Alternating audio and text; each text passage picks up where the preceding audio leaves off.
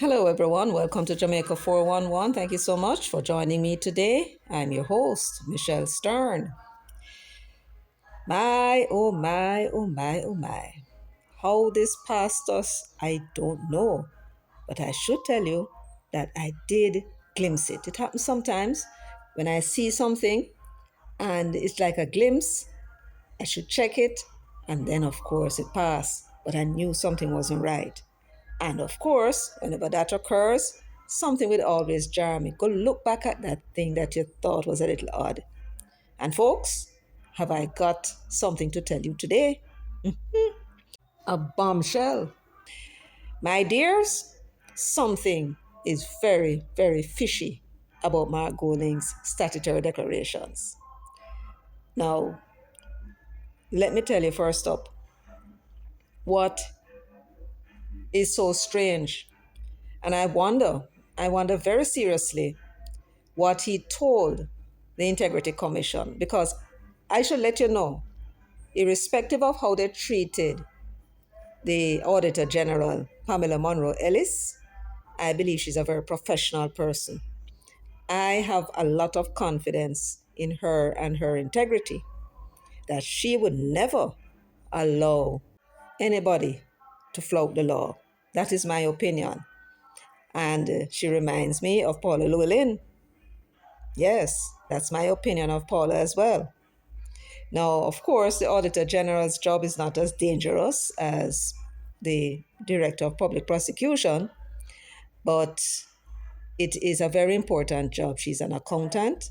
She is a chartered accountant and a first-rate one by all accounts.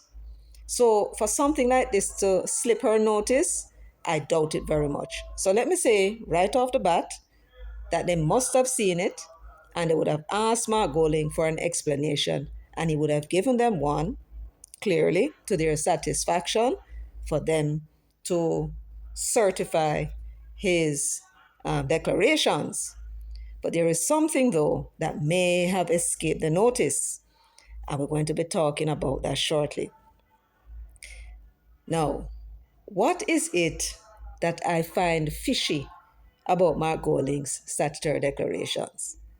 I want you to pay very close attention to what I'm about to say. This section of Mark Golding's statutory declarations, all three of them that we've been able to see so far, that I found very, very strange, comes under the heading securities and the second heading of security income. And it is the US dollar securities and security income that we are most interested in. But to ensure that everyone gets what it is I'm about to say or reveal to you, let me first ensure that we are all on the same page as to what securities are and what the security income is. Then I'll return to tell you what it is that we have discovered. It says here, securities are tradable financial instruments representing monetary value that allow companies to raise capital and investors to participate in asset ownership, lending, or risk management. Common types include equity securities representing ownership like stocks. So equity securities, you're talking about stocks in companies. And debt securities representing loans like bonds. And that is generally offered by companies and the governments as well as hybrid securities and derivative securities, such as options and futures. And then now they speak about securities play a vital role in the functioning of capital markets, enabling individuals and organizations to build wealth and fund economic growth. So the long and short of it is that securities are what they call financial instruments, and they come in many forms. Companies, oftentimes, like, for example, like a Grace Kennedy or any of those companies that want to finance a project or they want to raise funds for whatever reason, they can either go and borrow from a bank or some other institution, or they sell shares in the company. Most opt for selling shares because with shares, and it depends on the type, if it's the ordinary shares, they don't have to pay you unless they make a profit. And even if they make a profit, they still don't have to pay you. Your benefit for holding that share is that you can wait. If the company is the type that would pay out dividends, you might wait on that dividends, or you might sell the shares to somebody else. So that's one form of security. Then now you have the bonds, and that's a type of loan that companies and governments would sell to raise fund.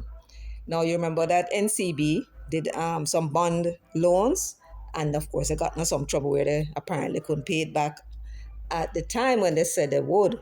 So there are different types of securities. So let them tell us what those are. So the first thing we need to understand is what is a financial instrument. They say it's securities, the stocks and bonds and so on, are financial assets that can be bought and sold on markets. Then they said, no, what is capital raising? Businesses and governments issue securities, the stocks and bonds, to raise funds for their operations or projects. So when you buy shares, particularly ordinary shares in a company, you actually own a part of that company. And when you buy bonds, you're actually lending them money that they're going to be paying you a certain percentage, they call it coupons, every year over the life of the bond. And that may be like 10, 20, or 15 years. And if it's a 20-year bond, at the end of the 20-year period, you will receive back your original investment. So let us say the government of Jamaica offered a bond. Let's say it pays 10% coupon per annum, and in 2040, that bond will come mature. You decide to buy, say, 100,000 US dollars worth of it. Then every year you'll get 10% on that 100,000, which is $10,000 every year until 2040, when you'll get back your $100,000 that you loaned them. That's how that works. Now, we mentioned already two types of securities, and there are others, but we don't know which ones Mark Golding had actually invested in. So we're just going through to ensure we know what they all are. Now, the preference shares is another instrument that companies would issue, except it offers a fixed percentage that you're going to get. So for those persons who don't like the maybe not of the ordinary shares, and they want to make sure that they get a cut out of the profit, they would buy preferential shares. So say a company may offer preferential shares offering 5% on the investment. So there are 5% preferential shares. It means that every year you're going to be getting your 5%, right? And if the company should fold, fall into bankruptcy, you go and get your money first before the other people with the ordinary shares. So that's how that particular one works. So for those persons who don't want to take too much of a risk, they buy preferential shares and just wait on the 5% dividend or whatever the company is paying. Others now want to make more money, so they buy the ordinary shares so they can go and do some gambling, sell them or when the price is high, and buy them up when the price is low, that sort of thing. Now that you understand basically what securities are, let us now return to Mark Golding's statutory declarations. So in this first statutory declaration of 2021, Mark Golding declared that he had invested 580,000 US dollars in securities. That's what he said. And then in the income section to the left, it says he earned $593,000 on that investment, which means that he would have made a profit of 102%.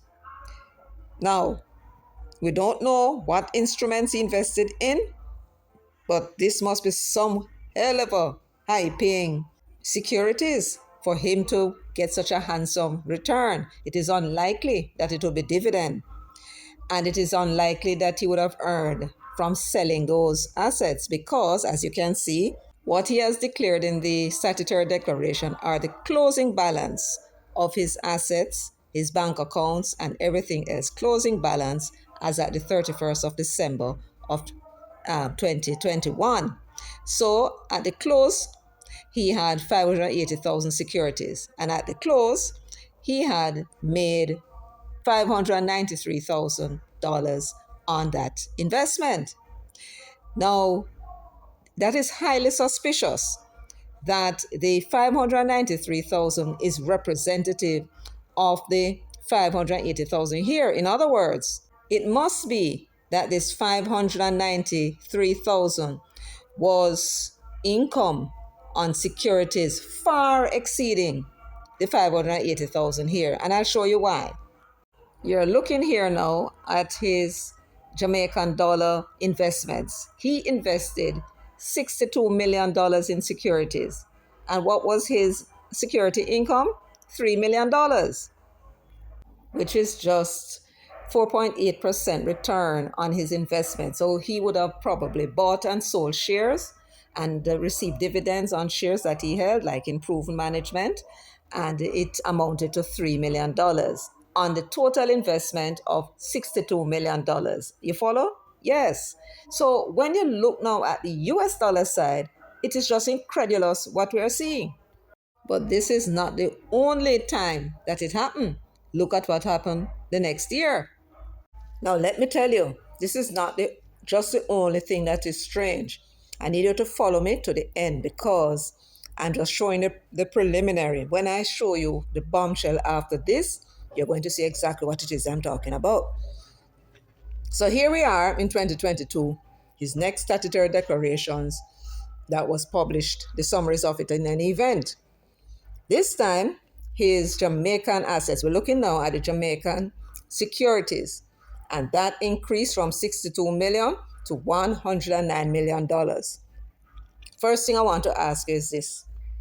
If you have a US dollar investment and you can earn 102% on it, why would you increase your Jamaican securities, your Jamaican dollar securities by 75%, right? Moving from $62 million to $109 million.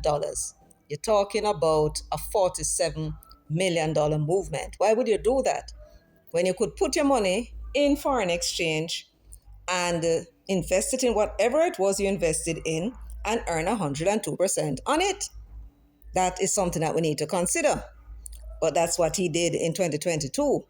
He increased his securities in Jamaican dollar from 62 million to 109 million. But look at what his security income was. Only $2 million. $1 million less than it was before. I mean, you're talking about a mere 1.8% return on your investment. I don't get that. And therefore, you're seeing now what it is I'm talking about. This business of him earning 102% on his foreign exchange investments does not sound credible. Something ain't right. So here we are now at the US assets section, and it says he invested 478,646 in securities.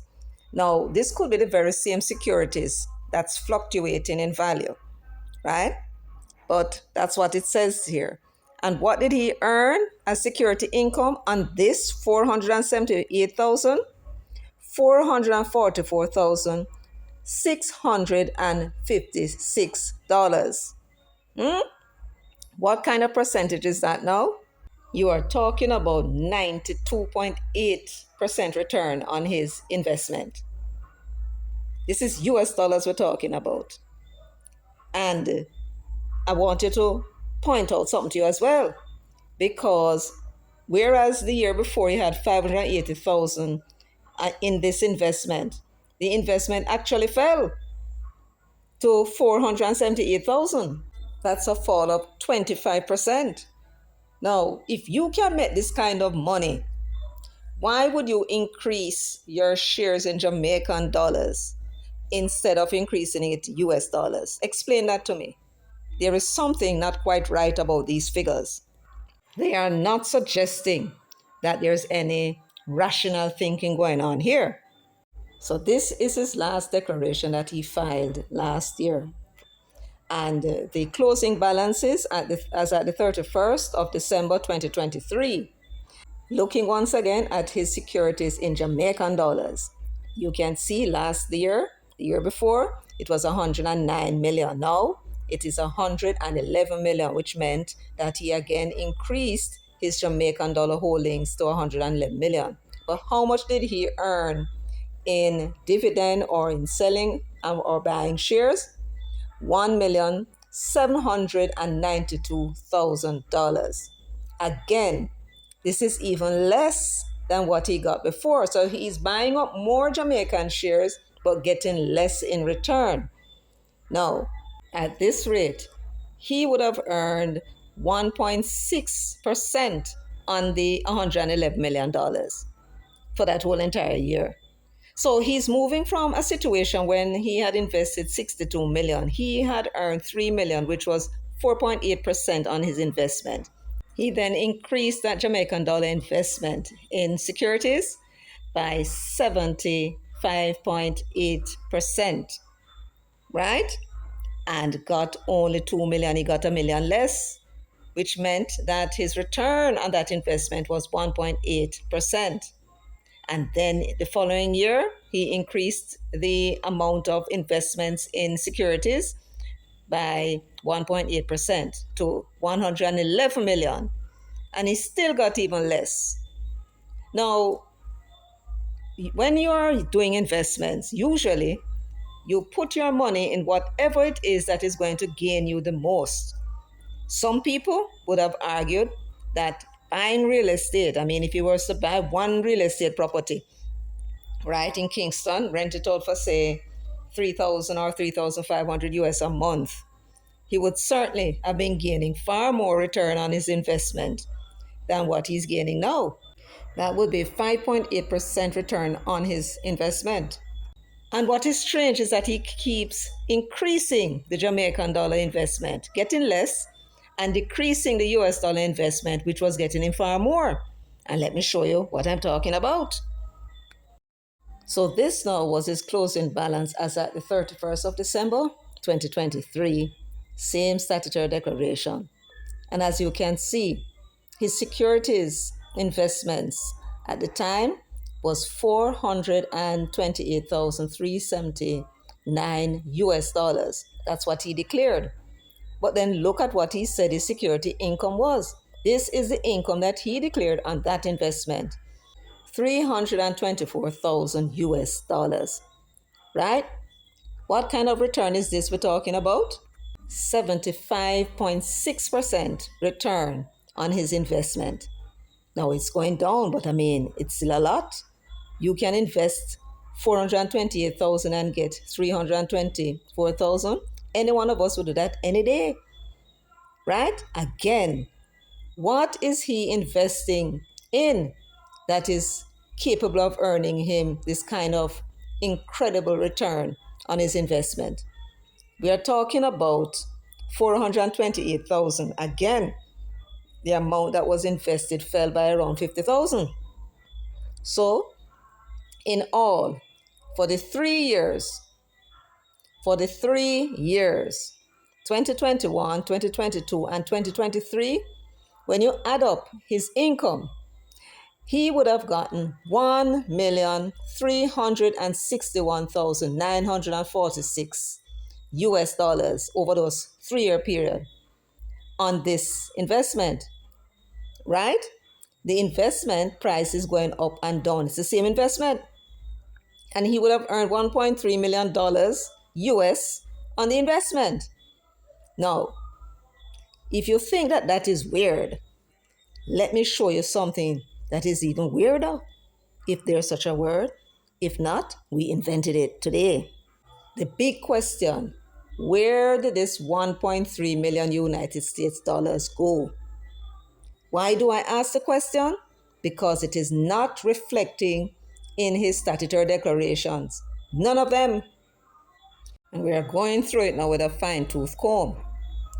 Let us look at the first declaration of 2021. Remember, he had earned, according to him, 102% on his investment, 593,000. I want you to make a note of that, please. Pause the video if you have to and make a note of it. $593,000. What we are going to do now is to look and see where that money was invested in the following year. Because remember, at the close of December in 2021, this was a closing balance. So the money now would be somewhere, either in his bank, or he would have bought stocks and bonds, or he would have bought other assets, or maybe he would have bought real estate. But it has to reflect somewhere because this is earnings. It's as if it's a salary. You earn a salary, and if you spend it at all, it's going to reflect or change from cash, and it's now going to be coming in the form of an asset. Whether it's motor car or house, anything, it's an asset, and he would have to declare it. If this income was not spent, then it would be in his bank account because he didn't spend it, right? So now we're going to look to see if we can find this 593,000 in his declaration of the following year, which was 2022. But before we do, I want you to make some notes here. In his savings account, he had 273,000 US dollars. Real estate, 140,000. Automobiles, 86,000 US. And he had cash value of life insurance, which goes up and down, of 246,000. Now, this insurance investment, as well as the automobile and the real estate, it's the same investment. The insurance investment will fluctuate because it's a cash value, but it is the same investment. So none of the monies that I mentioned contributed to it, and nothing else changed in this statutory declaration on the US dollar side except in the bank accounts. So what we're looking out for is whether or not the balances in his bank account for the following year increased. So here's the statutory declaration for 2022. Now remember, the balance in the bank account, his US dollar savings account the year before was 273,000 US dollars. What is it now? $115,773. So that 593,000, none of it went into that account because that account decreased in the amount, right? It fell by $157,000 US. So he has $157,000 less. So that's not where it went. But here now, he has a current account. We're seeing this current account now for the first time. And what he has in it is $1,534. Let us say that came from the 593,000. So now we have 592 to account for. When you look at the real estate, it's still the 140,000.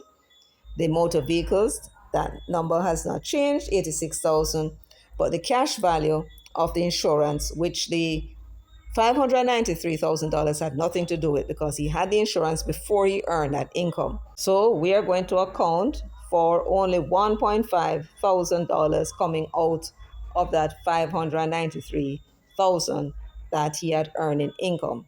So now we must turn to the Jamaican dollar side to see if perhaps that was where the money was put. In other words, he would have converted the US dollars, $592,000, into Jamaican dollars. But let us look first at what it was the year before so we can have some idea as to whether or not it had increased. So the savings account balance in Jamaican dollars was $1.4 million in 2021.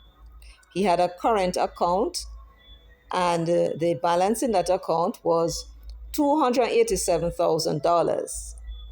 Then he had a real estate property of $10 million.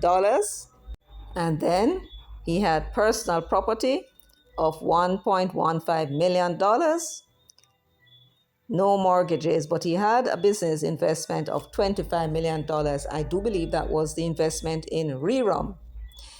Now, automobiles was $10.8 million. Now, this does not change, nor does the business investment and the personal property.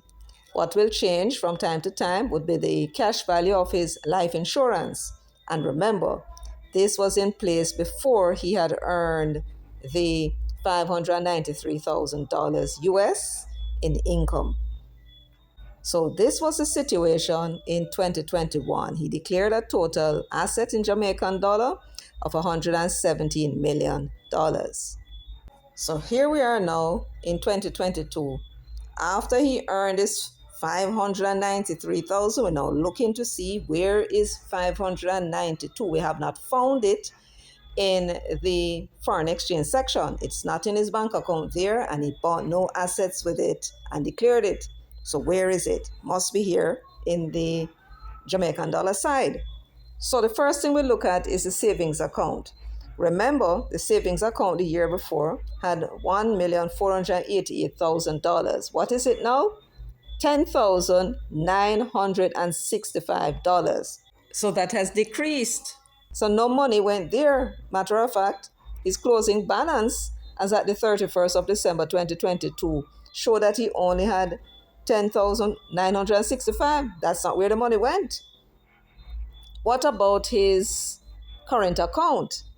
Well, the year before, the current account had $287,000. It now has $3.6 million. We're going to assume that some of the money went there.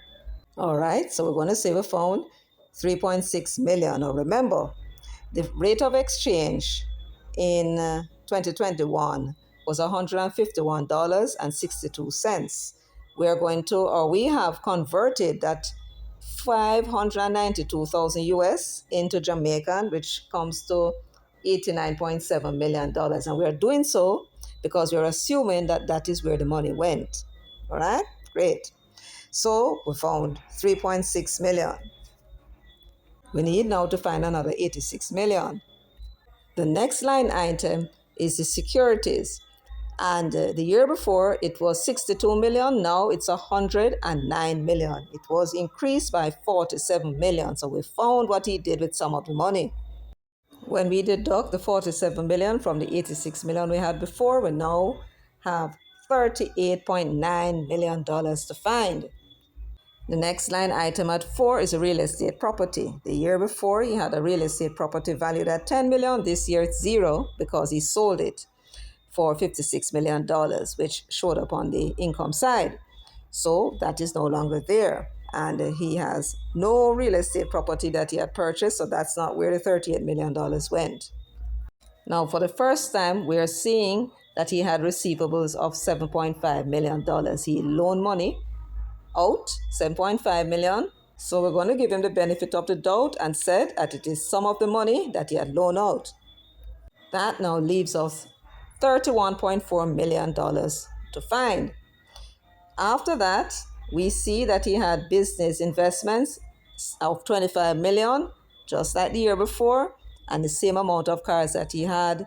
The insurance we already decided is the same insurance that he had before he had received income.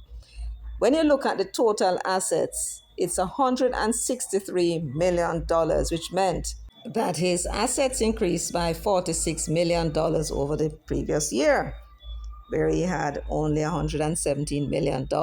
So we're on track. Still, we have not found $31.4 million. The question is, where did it go? So you're talking about 207,000 US dollars not accounted for here. Where did that money go? It is not in his bank books, and it certainly did not purchase any assets, right? So where did that money go? So at the end of 2022, December 31, he declared that he had income, securities income of $444,000 that he had earned on an investment of $478,000 US dollars. So in order to account for what he did with that $444,000, we must look now in the statutory declaration that he filed for 2023, because that was the year that he would have been spending that money, or he would have put that money in the bank account. Had he spent the money, it would show up as an asset. If not, it would have remained in his bank account and you would have seen amounts of $444,000. Did he buy more shares? Or did he at last purchase real estate properties? Let us check to see what he did with that 444,000 US dollars he earned as income. Now, you remember that the year before he had 115,000 US dollars in his bank account, his US savings account. It has now increased by $16,000 to 132. So we can now assume, let us assume that $16,240 came out of the $444,000 we're looking for. So we're going to the next line item at 3 for the securities themselves. Now, you remember that I had said before that the securities may be fluctuating. We're going to assume that he had actually sold some, given the benefit of the doubt, that he sold the assets. So that would have been 101,000 that he would have sold and recovered some money for them. And that would be included in the 444,000. So we're going to take the 101,407 that he would have gained by selling some of those securities, and we now need to account for 327,000. Now, as you can see, the automobile remains the same. He didn't buy anymore. No more real estate in US dollars. And we know that life insurance was purchased before. So now we need to look in the Jamaican dollar side to see if he had converted the remaining 327,000 US dollars into Jamaican dollars. So let us assume so, and we are going to do the conversion. In that year, the foreign exchange was $154.21. So now we're going to convert, and what do we get? So all we need to find in this instance is $50.4 million. Now, when you look at his bank account, his savings account, you see that he has increased his savings account from the 10,000 the year before to 946,000. We're going to assume that the difference came from this $50 million we must find. So when we take that 900 plus thousand away, we now have to find $49.4 million. The next line item is the current account. In this current account, he had $3.2 million. The year before, he had $3.6 million. So he had less in the current account. Therefore, that's not where the money went. Next, we have the Jamaican securities. And he did indeed increase his Jamaican dollar securities. And therefore, we're going to assume that that came from the $50 million that he would have converted. And that now leaves us with $47.7 million to find. He had no real estate, he bought none, and his personal property remains the same, $1.15 million. Again, the receivables, somebody owes him money, remains outstanding, $7.5 million. His investments in business is still $25 million, and his automobile remains $10.8 million. Of course, the insurance has changed, but he had that before he earned this money. So on the Jamaican dollar side, he only spent about $3 million out of that $50 million, which means that $47.7 million is still outstanding. Let us convert it back to US and see what that amount is. That is 309,640 US dollars, right? That we cannot find in his declaration. Where did that money go? So the year before, it was 207,290. When you add that to the 309,000, what you get is 516,930 US dollars is not accounted for in his assets. It is not in his bank book. It is not in real estate. It is not in the increase in the shares. I mean, he did increase the shares and he did increase his bank account, but not by the amount. So it's not accounted for there. There is still a difference, and it's not showing anywhere what he had done with it. When you look at the US side, it is not there either. So what did he do with 516,930 US dollars? It is not showing in his statutory declaration. And this now I can see where they may have missed it. The spike and the unusual amount that he would have received as return on his investment would be noticed, no doubt about it. But they may have missed the fact that there is some money of that which he declared that is not accounted for anywhere in his statutory declaration.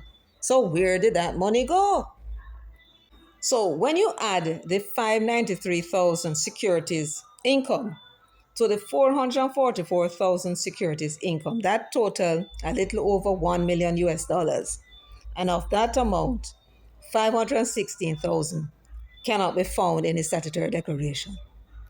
And we are talking about 49.8%. That's roughly 50% of the unusual money that he had earned in income, securities income, cannot be accounted for in his statutory declaration.